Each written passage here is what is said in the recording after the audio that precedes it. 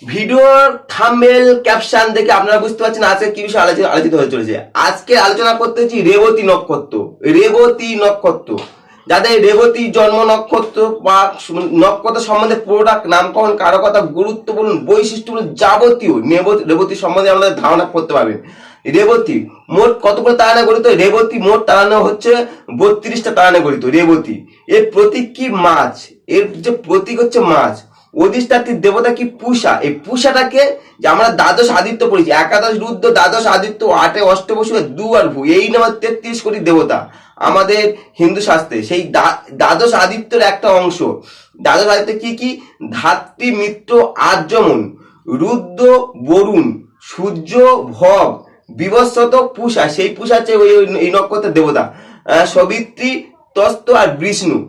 এই হচ্ছে দ্বাদশ আদিত্য। দ্বাদশ আদিত্যের একটা অংশ হচ্ছে তোমার, একটা হচ্ছে তোমার দেবতা হচ্ছে পূষা, হচ্ছে এই নক্ষত্রের দেবতা, ঐষ্ঠ্যের দেবতা।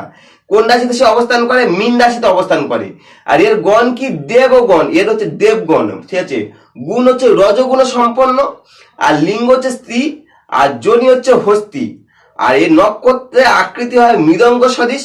অন্য মত পোষণ করছে না এটা মৎস্যাকৃতি, অনেকে অন্য মত দিচ্ছে মৎস্যাকৃতি, অনেকে বলছে না মৃদঙ্গ সদৃশ। আর যাদের বিংশোত্তরী দশা, যাদের মীন রাশি রেবতী নক্ষত্রের জন্ম, যে জাতক বা জাতিকার পৃথিবীর যেই হোক, তার শুরু হচ্ছে বিংশোত্তরী দশা, হচ্ছে বুধের দশাতে শুরু হচ্ছে সেই জাতকের। আর রাশিচক্রে 360 ডিগ্রি মধ্যে এর অবস্থান 346 ডিগ্রি 40 মিনিটে 360 ডিগ্রি পর্যন্ত, মানে লাস্ট, এটা সর্বশেষ নক্ষত্র রেবতী নক্ষত্রের 27তম নক্ষত্র। নামকরণ কেন এই নক্ষত্রে রেবতী দিল? ভিডিওটা যদি ভালো লাগে অবশ্যই সাবস্ক্রাইব করতে পারেন, আর সঙ্গে থাকুন, ভিডিওটা কোথাও স্কিপ করো না, কারণ রেবতী নক্ষত্র সম্বন্ধে পুরোটা ধারণা পাবেন। আর আমার ভিডিওটা যদি ভালো লাগে অবশ্যই এটা সাবস্ক্রাইব করতে পারেন। রেবতী, রেব শব্দের অর্থ হচ্ছে কি? লম্ফন। এই রেবতী নক্ষত্র যেহেতু মীন রাশিতে অবস্থিত, প্রথম বললাম মীন রাশিতে অবস্থিত হচ্ছে, অথবা কি লম্ফনের সঙ্গে মিনের একটা সদৃশ্য পাওয়া যায়। মিনের একটা কথা প্রকৃতির অনুধাবন করে সম্মত রেবতী নক্ষত্রের নামকরণ দিতে পারে, নামকরণ হওয়া সম্ভব বা নামকরণ দিয়েছে। কারো কথা কেন রেবতী নক্ষত্রের নামকরণ দিলাম?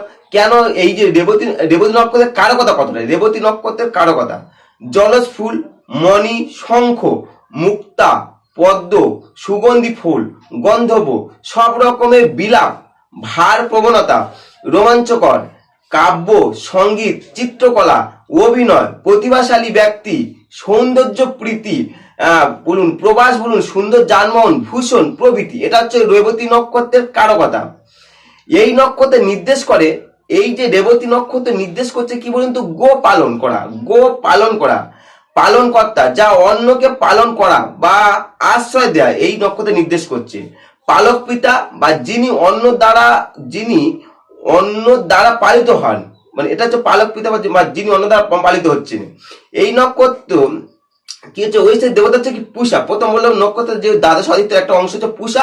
পূষা, পূষা অর্থে কি? পোষ্য।